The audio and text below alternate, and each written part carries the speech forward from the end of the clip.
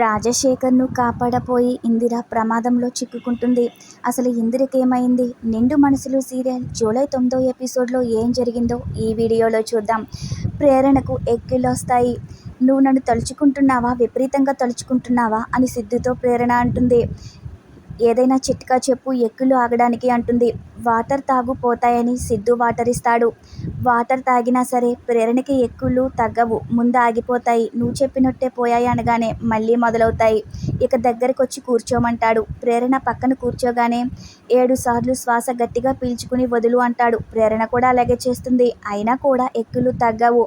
ఇక తగ్గడం లేదని ప్రేరణ దూరంగా వెళ్తూ ఉంటే సిద్ధు ప్రేరణ దగ్గరికి వెళ్ళి తన కళ్ళల్లోకి చూస్తూ ఉంటాడు.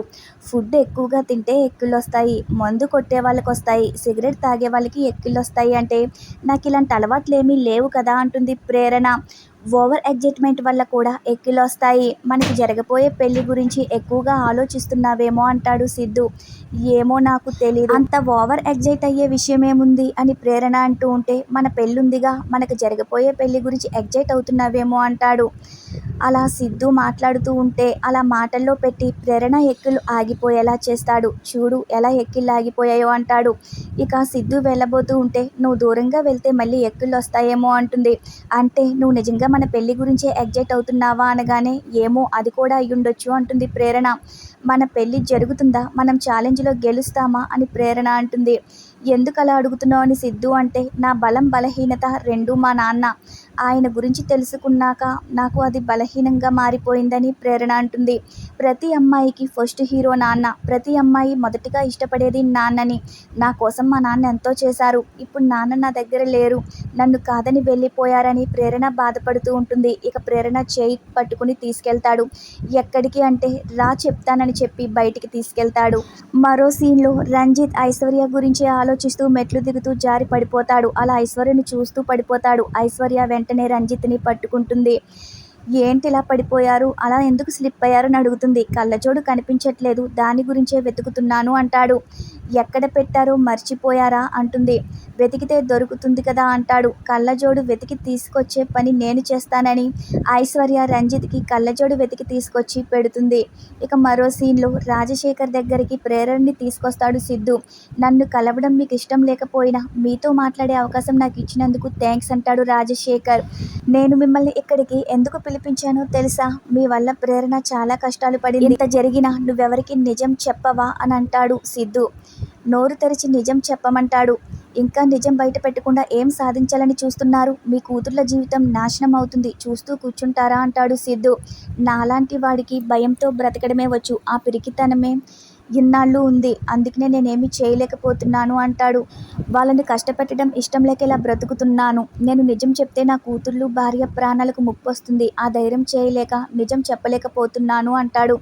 తండ్రిగా భర్తగా ఓడిపోయాను, అయినా సరే ఒక యాక్సిడెంట్ నుండి నన్ను మీరు కాపాడి అప్పుడు నా ప్రాణాలు తిరిగిచ్చారు. ఆ రోజు నన్ను కాపాడకుండా ఉండాల్సిందని రాజశేఖర్ అంటాడు. ఇక ప్రేరణ అయితే ఆ రోజు జరిగిన గొడవల్లో కన్న తల్లిదండ్రుల గురించి నిరూపిస్తానని నేను ఛాలెంజ్ చేశాను. ఇంత దారుణమైన పరిస్థితి ఏ ఆడపిల్లకి రాకూడదని చాలా బాధపడుతుంది. మీరు నిజం ఒప్పుకోకపోతే జీవితాంతం మీరు వాళ్ళకి చాలా ద్రోహం చేసిన వాళ్ళు అవుతారని సిద్ధు అంటాడు. ఆ గుణగాడు మీ వీక్నెస్తో భయపడుతున్నాడు, వాడేమీ చేయలేడు. వాడేమైనా చేయాలని చూస్తే వాడు జీవితంలో బయటికి రాకుండా జైల్లో ఉండేలా నేను చూస్తాను. మీ కూతుర్ల భవిష్యత్తు గురించి మీరు ఇప్పటికైనా ఆలోచించండి. మీరు ధైర్యం చేసి నిజం చెప్తే మీ భార్య పిల్లలు మిమ్మల్ని క్షమిస్తారుగా అంటాడు సిద్ధు. నేను మిమ్మల్ని ఇప్పటికే చాలా బాధ పెట్టాను, నేను మీకు సహాయం చేస్తానని. ఇక అప్పుడు రాజశేఖర్ అంటాడు, నన్ను క్షమించమ్మా అని ప్రేరణతో అంటాడు. మిమ్మల్ని క్షమించాల్సింది నేను కాదు మా అమ్మ అని ప్రేరణ అంటుంది. నేను నిజం చెప్పే ముందు నా భార్యని ఒకసారి చూడాలి, నా భార్య ఇందిరని క్షమాపణ అడగాలని రాజశేఖర్ అనడంతో ఇక ఇందిర దగ్గరికి రాజశేఖర్ని సిద్ధు తీసుకెళ్తాడు. నాతో మాట్లాడడం నీకు ఇష్టం లేదని నాకు తెలుసు, నేను నీకోసమే వచ్చానని రాజశేఖర్ ఇందిరతో అంటాడు. నేను నీకు చేసిన అన్యాయానికి నువ్వేం చేసినా నేను భరిస్తాను అంటాడు రాజశేఖర్. నువ్వు పరాయి వాడిని చూసినట్లు చూస్తే నేను తట్టుకోలేను అంటాడు. ఇక ఇందిర అయితే నేను మిమ్మల్ని పరాయి వాళ్ళ చూస్తున్నానా, ఈ మాట మీరు ఎలా అనగలుగుతున్నారు అంటుంది. మీరు నన్ను ఎందుకు కలవడానికి వచ్చారు, ఇన్ని రోజులు లేనిది ఇప్పుడు ఎందుకు దగ్గరికి రావాలనుకుంటున్నారు అని ఇందిర అంటుంది. నేను చెప్పేది కాస్త విను. నీకు నా మీద కోపం ఉండొచ్చు, కానీ ప్రేరణ జీవితం చిక్కుల్లో పడింది. దానికి కారణం నేనే. ఇప్పుడు మనిద్దరం మన పిల్లల భవిష్యత్తుకి మూల కారణం అవుతున్నాం.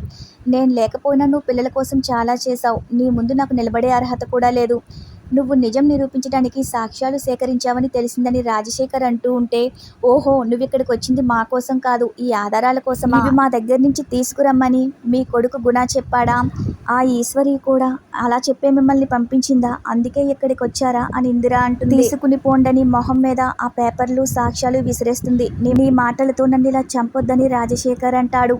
నేను విరిగిన మనసుతో మాట్లాడుతున్నాను. అది మీకెందుకు అర్థం కావడం లేదు? మీకోసం ఎదురు చూడని రోజు లేదు. ఇప్పటికైనా తిరిగి వచ్చి మాకు అండగా నిలబడతారని నేను అనుకున్నాను.